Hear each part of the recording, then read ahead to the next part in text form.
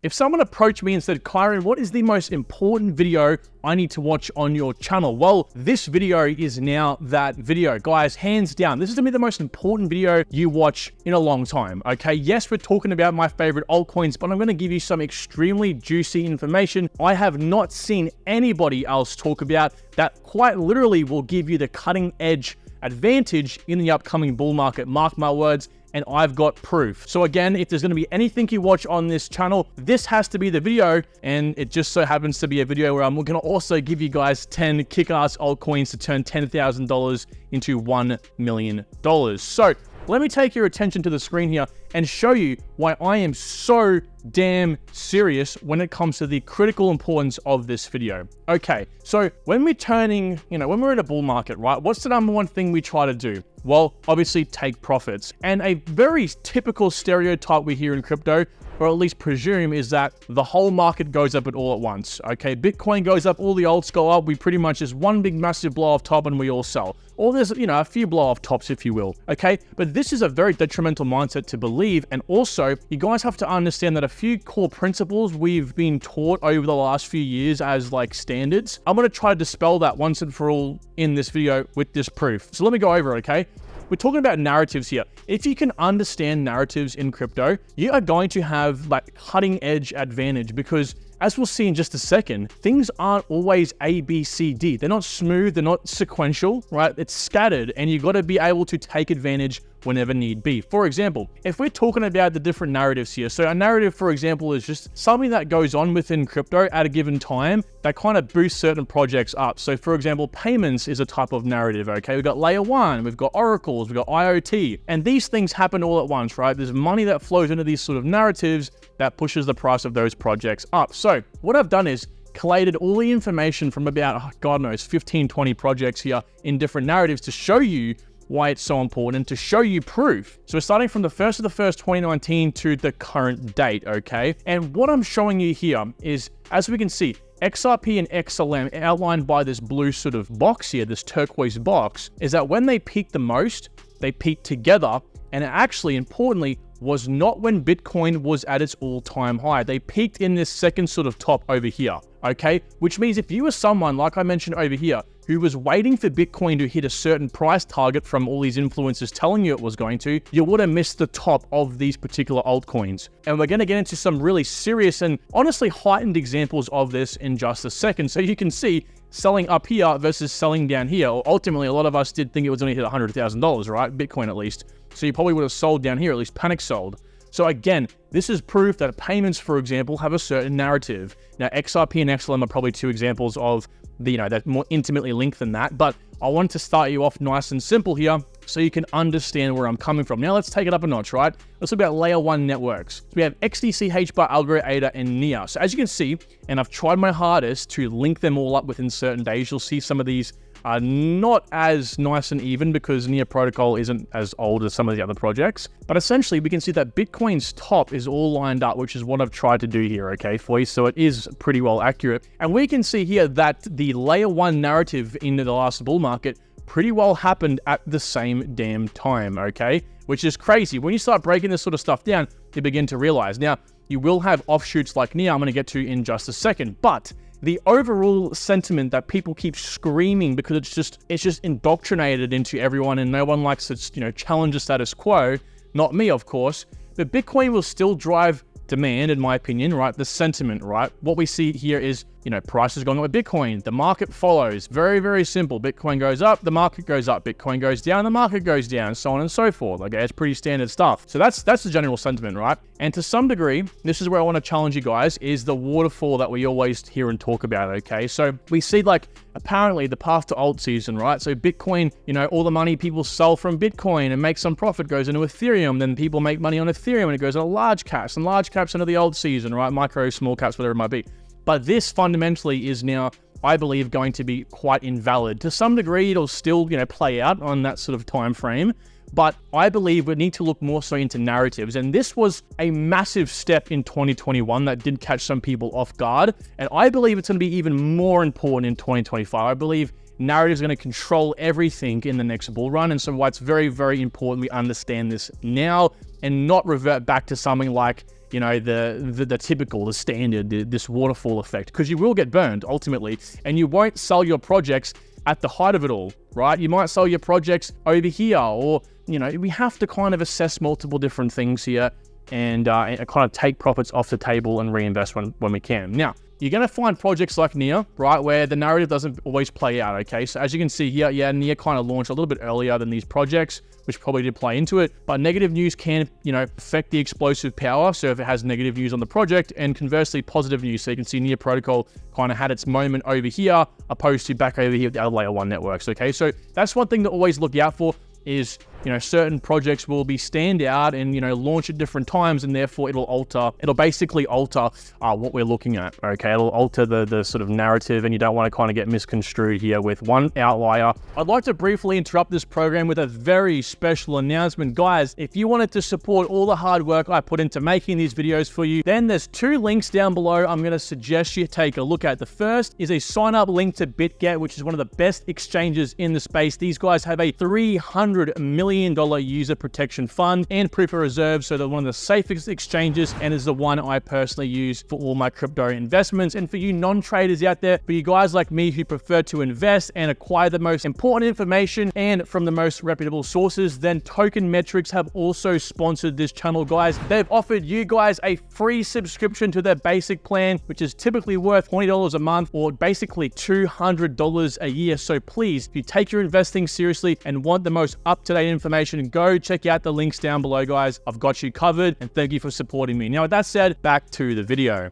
versus the whole entire narrative. Again, I just cherry-picked projects here. I just picked them out of random. I didn't like try to go in here and pick certain projects that fit the narrative, my narrative, okay? And if you have a look at Oracle, for example, over here, you know, they can have multiple different sort of run-ups, okay? So as you can see here, Link and Band, kind of 2 older-ish, if you will, sort of Oracle projects. They kind of had a bit of a run here at the same time. Again, this can simply be an outlier. It can be news that might correlate to both of these projects by coincidence, or, you know, we saw here with Filer Network, it did kind of slightly affect Filer Network as well, even though it was quite a young project. So you guys keep in mind that some of these things happen at once. Like as you can see here, Oracle's kind of had the same sort of run up as payments did. So it all just does depend, but you know, this is quite a zoomed out time frame. We're talking about the difference between a few weeks / months in between each kind of little segment here, okay? So just keep that in mind. We are quite far out, and I want to make the note, as you can see down here with API 3, positive news that is attractive to, you know, outside investors of a project is when you'll find random spikes happen, which is why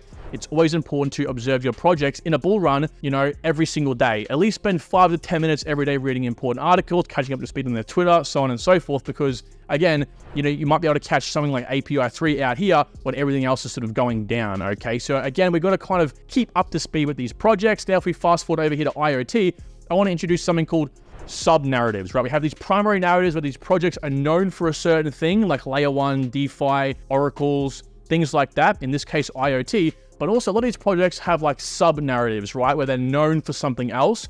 And in the case of IOTA and VET, okay, or VeChain, they're also known for layer 1s, okay? So yes, they are IoT, or supply chain, right? But they're also layer 1 networks. So as we can see here, both IOTA and VeChain are classified as layer 1s. At least IOTA will definitely soon officially be one. And here is an example that sub-narratives also push the price up, and the velocity does depend on how well known that altcoin is in that sub-narrative itself. So no one is expecting, for example, HBAR to skyrocket from a DeFi narrative, even though it supports DeFi and dApps. Okay, so it does depend on how, I guess if you will, if you can sort of talk to someone about a project, what are they intrinsically going to know about that project? Oh, Chainlink. Everyone knows Chainlink as Oracle. It's moving into interoperability right now, but everyone knows it as Oracle, so on and so forth, okay? So you don't think HBAR and you instantly think DeFi, okay? So it's very important. As you can see, this sort of purple line here, exactly, I just dragged this down, right? It exactly lines up with the layer 1 narrative. So as you can see here, this is the IoT narrative, definitely had its little time frame, and then it kind of spiked a little bit here for, you know, layer 1. So again, it does depend on the project. There can be a multitude of different things that play into this. For example, you know, negative events, news, anything can play into it. So looking at these projects, but really what we should be doing is going back even closer and have a look at news and events that actually occurred in that time frame as to a reason why a project might have did better or worse than, you know, its competitors. Now we have gaming over here. You guys get the idea by now. It all kind of lines up, which is just crazy to look at. And over here we have DeFi, okay? So again, DeFi lines up. Now I want to make the last point here and say that the benefit of selling when the narrative peaks is that you can then reinvest your profits in other altcoins or narratives, basically on the retracement. So for example, we have DeFi over here, right? DeFi took off. If you were following the DeFi narrative, and I'm going to show you how to do that in just a second, you could have then taken your profits off the table, and it's pretty important because if you didn't do that, for example, you wouldn't have been able to get the same price ever again, at least in that bull run. It's why narratives, again, are very important. But essentially, right, so you can take your profits over there, and then you can reinvest into a narrative or a series of narratives that occur later on that haven't had their sort of pump yet, okay? So you can then reinvest back down here if you can, ideally, and then, sell back over here. So you're maximizing profits. Yes, you'll pay capital gains tax. I think everyone kind of understands that as a basic premise. So I understand you guys are here to look at, the best altcoins. So I'm going to get to that. But first, guys, I'm going to make this video. But first, I'm going to obviously make this downloadable and viewable. First link down below, of course. And I want to say, find and track the narratives. This is going to teach you guys, I'm not going to go over this because obviously I'll be here for another 5 minutes, but essentially this is going to show you how to find and track narratives and kind of what you should be doing on CoinMarketCap itself to identify, dominance levels and to kind of pick out when projects or specific narratives are going off, dropping down, so on and so forth, okay? It's very important we understand that. And also from there, picking the projects themselves in the narratives. It's all good picking up a narrative like DeFi and going, oh yeah, DeFi is pumping up right now, but which projects, or at least where's the money going to flow in from there? Okay, we have to also find those more promising projects in that specific narrative. And that's kind of what I show you in this example over here. Now, the projects I've chosen for this list, we're finally getting there, okay? So I've kind of grouped them into the whole premise of this video, which is the narratives, okay? So the narratives themselves. So over here, we have what I believe are some of the more promising narratives. Again, I have ranked these narratives over here on a scale of 1 to 10. So you guys can obviously head over there and have a look yourselves at what I've ranked some of these things, how much I've invested in these projects, why I think the projects are good. So what is their meme or point of difference, as I mentioned to you as a key step over here, okay? And also the minimum I think the project will go to. Again, a keyword is minimum here, not maximum price prediction, minimum price prediction, and then the price prediction actually given here so you guys can see what I'm talking about. This is the price, well, I believe it'll go again at a minimum level, and then simply just multiplying how much I want to invest in the project by the multipliers given the minimum, and we get to the sort of, how much essentially I expect to return on an investment here, okay? So again, this video will go on for too long if I go into each of these individually. The purpose of this video is to teach you. It's to educate you. I could easily just stand here and say, hey guys, here's 10 altcoins, or here's, a bunch of altcoins to turn $10,000 into $1 million. Thank you very much for watching. See you later. I think anyone can do that no matter how advanced you are. And so I want to make this an educational session so you guys can go through here, have a look at why I particularly like some of these altcoins. Now, yes, there are some in here that I talk about a lot. There is some in here that I don't talk about a lot. The main premise is to make the returns, but also be diversified. So you'll notice, for example, a lot of these projects are making quite a bit of money, not particularly QNT, but we have like Neo Protocol over here because high multipliers. We also have like Gala, Mina, GLMR, so on and so forth. But then we have like Chainlink, right? A 7x. Why would I even include Chainlink in here, right? I'm only making 3,500. Again, it plays into the narrative, right? So if obviously oracles, if we come back over to the example over here, if oracles kind of have their pop-off moment at the start, or even at the first sort of blow off top of the bull run, if we find a massive retracement, like I believe we definitely will, then you can take the profits from Chainlink and then reinvest it. I've given quite a conservative price prediction here for Chainlink and most of these networks, I must admit to you.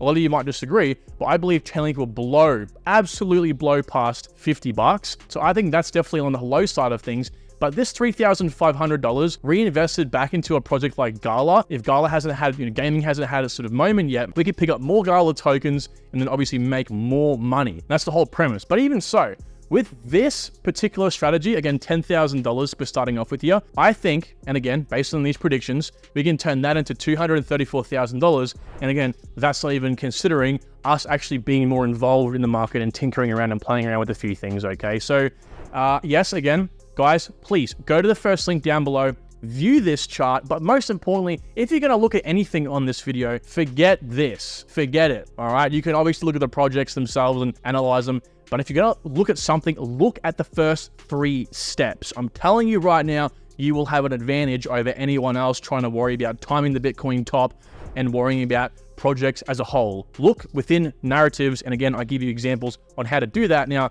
there is multiple other examples that I could have given you guys in terms of like This is one way you can find narratives. I believe this is the most efficient, time efficient way, but there is actually a more effective way that allows you to go in there and actually have a look at these projects individually. It takes more time, so it's not as efficient, but it's more effective because you can be more granular with these projects. So I plan to make another video on this, going into this in more detail in a few more days here. So you can look forward to me talking about other options on sort of alternative ways to look at narratives, and then actually make sure that you are able to find what narratives are about to explode before that happens. Thanks so much for watching, guys. Please hit the like button if you have enjoyed and learned something. And remember, I post 2 videos every single day, so subscribe for more content. Take good care. Talk to you all soon. Bye.